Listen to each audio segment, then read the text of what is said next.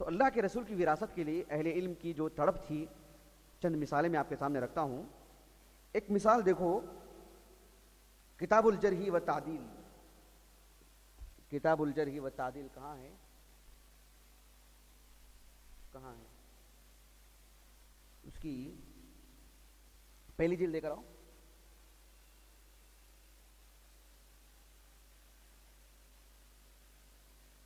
ہم لوگوں نے آدھا مکتبہ آپ کے لیے اٹھا کے لائے ہیں، نمائش کے لیے، کتابیں دکھانے کے لیے، شوق پیدا کرانے کے لیے.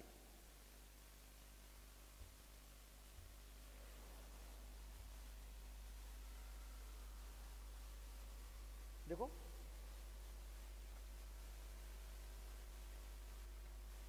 اللہ جزائے خیر دے ہمارے اخوان کو. ابھی اتنا خوبصورت منظر دکھ رہا ہے، لیکن اس کے پیچھے جو محنت ہوئی ہے وہ بھی اگر آپ کے سامنے ہوتا تو آپ کی آنکھوں سے خوشی کے آنسو نکل جاتے. اس حد تک محنت، سبحان اللہ، اللہ قبول فرمائے. یہ جو کتاب ہے کتاب الجرح و تعدیل، پرانی کتاب، امام بخاری رحمہ اللہ کے ایک معاصر ہیں ابو زرع الرازی، بڑے غضب کے عالم. یہ سب ایسی شخصیتیں ہیں، ان پر 3-4 گھنٹے بھی اگر معلومات لے کے آپ کے سامنے پیش کریں تو وقت ناکافی. میں واللہ کہہ رہا ہوں، ان پر مستقل رسالے آ چکے ہیں. ابو زرع الرازی، ان کا دیکھو بہرحال میں ادھر ادھر چلا جاؤں گا تاکہ میں منضبط رہوں. یہ سب ہمارے بڑے علماء ہیں، ان کے نام آتے ہیں تو ان کی زندگیاں ذہن میں آ جاتی ہیں. تو ابو زرع الرازی امام بخاری رحمہ اللہ سے 1 سال قبل ان کا انتقال ہوا. ان کے ایک بھائی تھے ابو حاتم الرازی، وہ امام بخاری رحمہ اللہ کے شاگرد بھی اور آپ کے اقران میں سے بھی. ان کا انتقال 277 ہجری میں ہوا. دونوں بھائی اور دونوں امام بخاری کی طرح امام بخاری، امام ابو داؤد کی طرح یہ بھی مستقل امامت کا درجہ اللہ نے ان کو عطا کیا حدیث میں. یہ دونوں امام، ان کے جو فرزند تھے ابو حاتم الرازی کے، عبد الرحمن ابن ابی حاتم الرازی، انہوں نے الجرح و تعدیل میں ان کے پورے اقوال قلم بند کیے، پورے اقوال کئی روات کے بارے میں. اس کی مستقل ترتیب الگ ہے، اس پر میں گفتگو آگے کروں گا، مراجع و مصادر کی اہمیت پر. اور ایک طالب علم جب کتابوں کو چھوڑ کے نیٹ سے لینا چاہتا ہے، الشاملہ سے مدد لینا چاہتا ہے، وہ کس قدر ناکارہ رہ جاتا ہے وہ میں آپ کو بتلاؤں گا انشاءاللہ آگے. تو اس میں انہوں نے ابو حاتم الرازی، ان کے چچا کے بارے میں رحمہ اللہ، کئی باتیں لکھی ہیں. اس میں جو ہے ان کا جو رحلہ تھا، دینی جو سفر تھا، علم کے لیے جو سفر تھا، دیکھیں بڑی دلچسپ بات. ابو زرع الرازی رحمہ اللہ کئی جگہ پر سفر کیے، بغداد، بصرہ، کوفہ، عراق کا پورا ملک شام میں، دمشق، حمص وغیرہ، فلسطین گئے تھے، مسجد القدس وغیرہ، پھر حجاز، مکہ، مدینہ. اس کے بعد جب مصر گئے، مصر میں اس وقت ایک بڑی شخصیت تھی امام شافعی رحمہ اللہ، لیکن ان کا انتقال ہو چکا تھا 204 میں انتقال ہو گیا تھا ان کا. لیکن ان کے انتقال کے کافی زمانے کے بعد یہ گئے ابو زرع الرازی رحمہ اللہ مصر گئے. اور وہ کہتے ہیں مصر جانے کے بعد میں بغداد سے نکلا، یہ رائے کے تھے، رائے الرازی، خراسان. وہاں سے میں بغداد گیا، بغداد سے حجاز گیا، حج کیا میں نے. ثم خرجت الى مصر، پھر مصر گیا. مصر جا کر کے وہاں پر میں 15 مہینے، 1.5 سال تھا. میرا کوئی مقصد نہیں تھا وہاں پر بہت زیادہ رکنے کا. وكنت عزمت في بدو قدومي مصر انی اقل المقام بها. کہا کہ جب میں مصر گیا تو میرا کوئی پکا ارادہ نہیں تھا کہ وہیں میں رہ جاؤں، کہا کہ اس کو چند دنوں میں رہوں گا، اقل المقام، بس یعنی تقلیل، بس کچھ عرصہ رہ جاؤں گا، وہاں سے پھر میں نکل کے چلا جاؤں گا.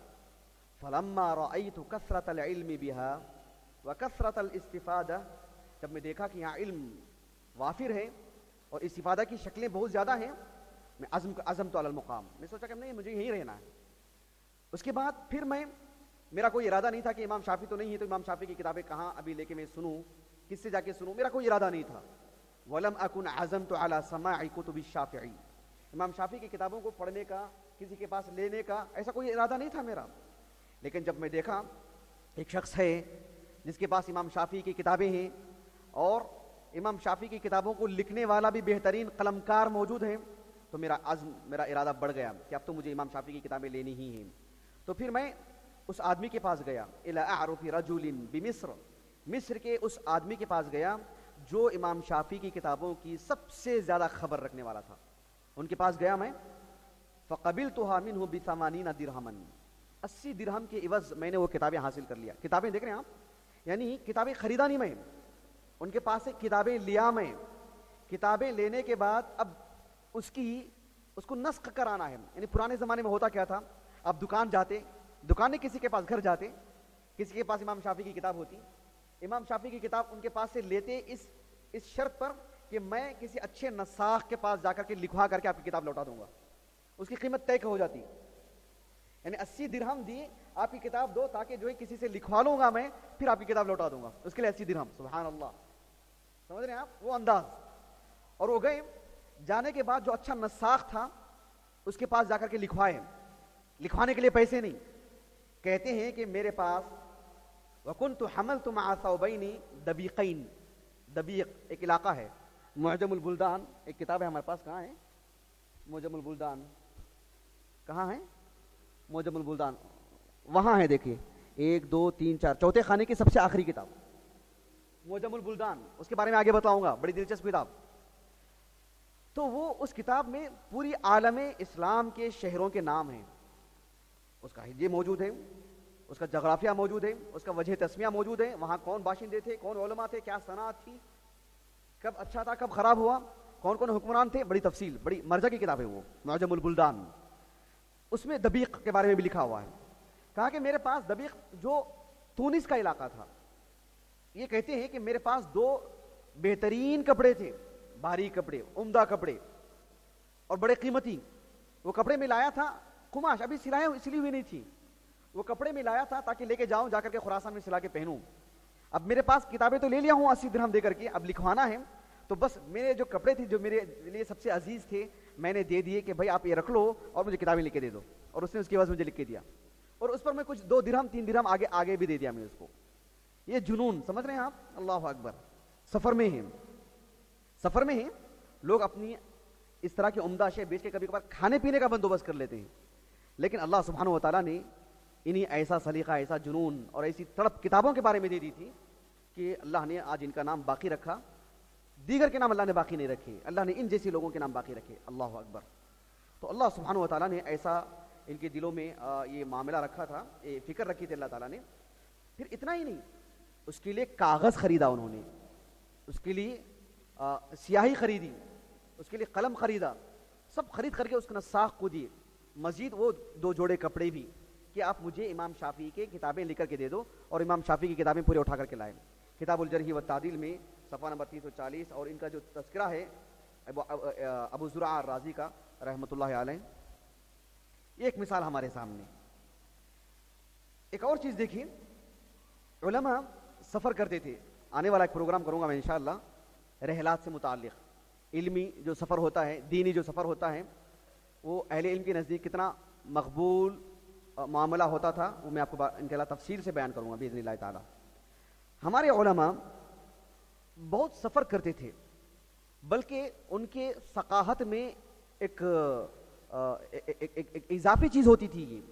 مان لیجیے کہ ایک بہت بڑے عالم دین ہے، سفر کم ہے تو ان کے ذوق میں ایک اثر پڑتا تھا اس کا. سمجھ رہے ہیں آپ؟ رحال جوال یہ ہونا ضروری تھا. اگر کوئی دین کے لیے، علم دین کے لیے اپنے گھر میں رہتے، اپنے علاقے میں رہتے، سفر نہیں کرتے تھے، تو گویا کہ ان کی شخصیت پر ایک طرح کی جرح ہوتی، وہ حالات پر ہوتی بات. وہ جو نہیں جاتے تھے ان کے لیے آزار تلاش کرتے، اور جانا عام سی بات تھی، اور پھر جاتے تو اس میں کئی چیزیں آتی ہیں. ابھی وہ ہمارا موضوع نہیں ہے. ایک عالم دین ہے جو 4 صدی ہجری کے اواخر میں ان کا انتقال ہوا. ان کا نام ہے ابن مندہ کے نام سے معروف ہے. جانتے ہیں آپ لوگ؟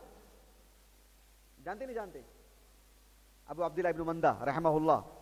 عقیدے میں خاص کر مراجع کی کتابیں ہیں ان کی، کتاب التوحید وغیرہ، کتاب الایمان وغیرہ وغیرہ. امام ذہبی رحمہ اللہ کہتے ہیں کہ ہماری پوری 700 سال کی تاریخ میں، ان کے دور کے، ہم بولیں گے 1400 سال، تو امام ذہبی رحمہ اللہ وسط کے ہیں. وہ کہتے ہیں کہ ہماری 700 سال کی تاریخ میں جتنے بھی علمی گھرانے اور علمی خاندان ہیں، سب سے بڑا خاندان انہی کا ہے، بولتے ہیں ابن مندہ کا رحمہ اللہ. سمجھ رہے ہیں آپ؟ کہتے ہیں کہ ابن مندہ رحمہ اللہ کے بارے میں امام ذہبی رحمہ اللہ، ان کی کتاب ہے تذکرۃ الحفاظ، بڑی بہترین کتاب، 4 جلدوں میں، ہمارے پاس نہیں ہے وہ. تو امام ذہبی رحمہ اللہ اس میں ان سے متعلق کہتے ہیں کہ کہ انہوں نے سفر کیا اور کئی دور دراز علاقوں کا سفر کیا اور کئی مشائخ سے لقاء ان کی ثابت ہے، ان سے پڑھا، سماع کیا، سب کچھ. جب واپس لوٹ کر کے آئے تو ایک بڑی بڑی کئی تھیلیاں جو ہیں انہوں نے کتابوں سے بھر کر کے لائی. جہاں جہاں جاتے جو نادر کتاب ہوتی اسے لکھوا لیتے، اسے لے لیتے، اسے خرید لیتے، اس کا نسخ کروا لیتے. تو یہ ایک بڑا کام تھا، یہ معمولی کام نہیں. اس کے لیے سرمایہ، اس کے لیے ذہنی پریشانی، اس کے لیے حمل کی قوت، اور اس کے لیے زیادہ چیزیں ہو جائیں تو ایک سواری میں نہیں ہوں گی، کرائے پہ سواری لینا پڑے گا. اس کے لیے ایک آدھ لوگوں کو بطور قیمت پر ساتھ لانا پڑے گا کہ آپ ساتھ رہیے اور ہمارے ساتھ آئیے. یہ آپ تاریخ پڑھیں گے تو آپ کو رحلات کی آپ کو یہ سب چیزیں نظر آئیں گی. اتنا سب انہوں نے برداشت کیا، اور کبھی کبھار جس علاقے میں جاتے اس علاقے میں کچھ کام کاج بھی کر لیتے تاکہ سرمایہ جمع کر کے وہاں کی کتابیں لے کے جاتے. تو ایسے اپنے علاقے میں جب پہنچے تو بڑی مقدار میں کتابیں یہ واپس لے کر کے آئے. یہ بس ایک دو مثالیں ہیں. ایسی ایک تاریخ ہے پوری ہماری الحمدللہ. ہمارے ہندوستان بر صغیر کے ایک بڑے عالم دین مولانا شمس الحق عظیم آبادی، جانتے ہیں آپ لوگ؟ جانتے نہیں جانتے مولانا شمس الحق عظیم آبادی کو؟ کون ہے جی؟ صاحب عون المعبود. اور کہاں کے ہیں؟ کہاں کے ہیں؟ بہار کے، پٹنہ کے. جی بالکل. کب انتقال ہوا ان کا؟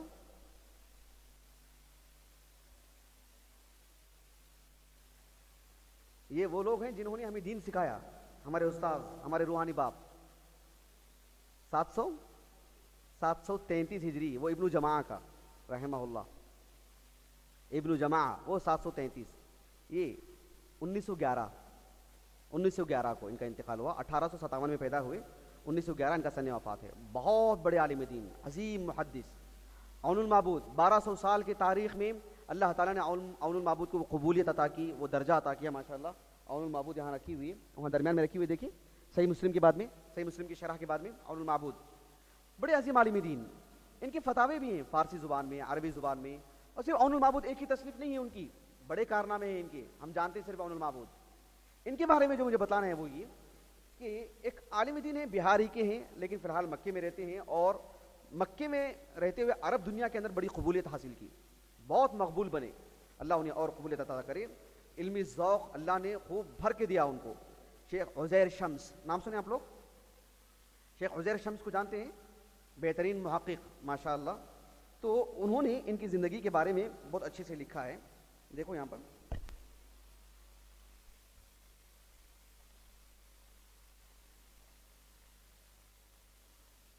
جی علامہ شمس الحق عظیم آبادی کے بارے میں بہت کچھ لکھا. اس میں ان کا کتب خانہ، ان کی کتب خانے کے بارے میں دیکھو آپ. میں ذرا پڑھ کے سناتا ہوں ان کی عبارت. وہ لکھتے ہیں کہ مولانا کو کتابیں جمع کرنے کا بڑا شوق تھا، چنانچہ ان کا کتب خانہ ہندوستان کے عظیم الشان کتب خانوں میں شمار ہوتا تھا.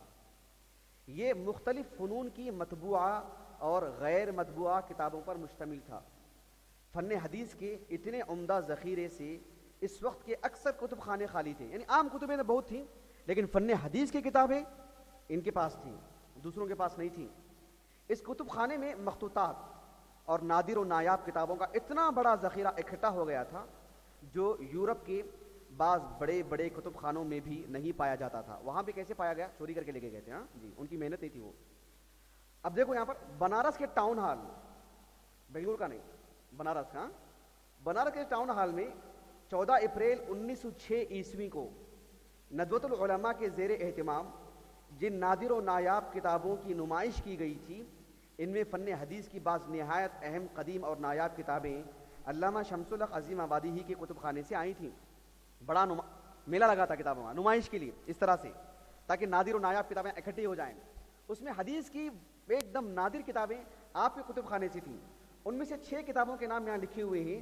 اللہ کا احسان ہے کہ اس میں سے ایک کتاب کے علاوہ پوری کتابیں ہمارے پاس موجود ہیں الحمدللہ. مسند عبد بن حمید وہ بھی ہے ہمارے پاس موجود الحمدللہ. یہاں رکھی ہوئی المنتخب جو لکھا ہوا ہے، کشف الاستار عن زوائد مسند البزار، یہ بھی ہے. یہاں کہیں دیکھا تھا میں، ہے ہمارے پاس. مسند ابی عوانہ، معرفت السنن والآثار للبیہقی، یہ ہمارے پاس نہیں ہے، 6 جلدوں میں. ڈاکٹر آرکے کی لائبریری میں تھی یہ، حفظہ اللہ. امام ابن القیم رحمہ اللہ کے تہذیب السنن، ابو داؤد کی شرح وہ بھی ہے ہمارے پاس. مصنف ابن ابی شیبہ اور معالم السنن صحیح بخاری کی شرح وہ بھی ہمارے پاس نہیں ہے. تو یہ ہمارے اہل علم کی انہی چیزیں ہیں جو کتب خانے کتابیں جمع کرنا اور فن حدیث کی کتابیں جمع کرنا، خاص کر علوم شرعیہ کی کتابیں جمع کرنا، مراجع کو جمع کرنا، یہ ہمارے اہل علم کی سنت ہے، یہ ان کا طریقہ ہے، تو ہمیں ان کی سنت کو باقی رکھنا چاہیے۔ یہ کتب خانے کی بڑی درد بھری کہانی ہے کیسے یہ خراب ہوئی۔ یعنی جب ہندوستان کا بٹوارا ہوا اور انگریزوں نے جو حملے کیے، ان میں ان کے فرزند جو تھے مولانا حکیم ادریس ڈیانوی، انہوں نے اس کتب خانے کو کلکتہ لے کے گئے، کچھ کتابیں ضائع ہو گئیں، وہاں سے جو ہے پھر کہیں اور چلے گئیں، ایسے جو ہے یہ کتب خانہ ضائع ہوا۔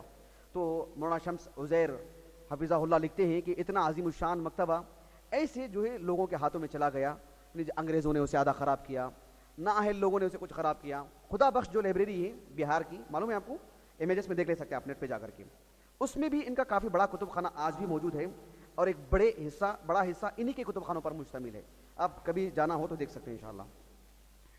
ایک اور چیز ہمارے اہل علم کی جو خدمات ہیں کتابیں جمع کرنے کے سلسلے میں ہندوستانی سطح پر، وہ ایک اصلاح المسلمین کتاب مولانا داؤد راز صاحب کا جب پروگرام ہوا تھا، یہ مولانا داؤد راز صاحب کی کتاب ہے رحمۃ اللہ علیہ، تو اس کا جو مقدمہ ہے وہ مولانا اسرائیل صاحب کا ہے۔ مولانا اسرائیل صاحب 95 سال کی عمر کے ہیں، ابھی باحیات ہیں الحمدللہ، اور کئی کتابوں کے مصنف ہیں، اچھے محقق ہیں،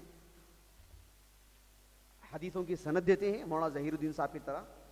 تو مولانا داؤد راز صاحب کا ترجمہ لکھا ہے انہوں نے، اس میں مولانا داؤد راز صاحب کے کون کون اساتذہ ہیں، ان میں سے ایک ہے مولانا حکیم عبدالشکور، ان کو جانتے ہیں آپ لوگ؟ مولانا حکیم عبدالشکور کو، بہت بڑے عالم دین، ان کے بارے میں بتایا تھا مولانا داؤد راز صاحب کے پروگرام کے آغاز میں کہ آزادی کے بعد بھی علماء نے یہاں رہنے کو ترجیح دی، انہی کے حوالے سے بتایا تھا نا میں آپ کو۔ مولانا حکیم عبدالشکور، ان کے فرزند ابھی باحیات ہیں، حکیم اجمل خان صاحب، ان کی عمر 84 سال عمر ہے فی الحال، باحیات ہیں ماشاءاللہ اور اچھے مضبوط ہیں، وہ بھی کئی کتابوں کے مصنف۔ ان کے والد مولانا حکیم عبدالشکور، ان کے بارے میں لکھے ہیں کہ تاریخ اسلام، تاریخ ہند اور تاریخ اقوام و ملل سے اس قدر دلچسپی تھی کہ تحقیق و تفتیش اور تلاش کتب اور تلاش کتب کے لیے 3 بار پورے ہندوستان کا دورہ کیا۔ کس کام کے لیے؟ کتابیں اکٹھے کرنے کے لیے، یعنی مراجع، مصادر، نایاب کتابیں، ان کو جمع کرنے کے لیے ہندوستان کا دورہ 3 مرتبہ، معمولی بات ہے؟ یہ کس قدر شوق ہے، دیکھو اللہ اکبر، کتنی ضرورت ہے، یہ کون سمجھیں گے بتلائیے؟ سبحان اللہ، ہم نہیں سمجھیں گے، ہم نہیں جانیں گے، اور ہمارے اندر اگر اس کی توجہ نہ رہی تو ہم کس سے خیر کی امید رکھیں گے؟ تو ہم ہی کو یہ سب کام کرنا پڑے گا۔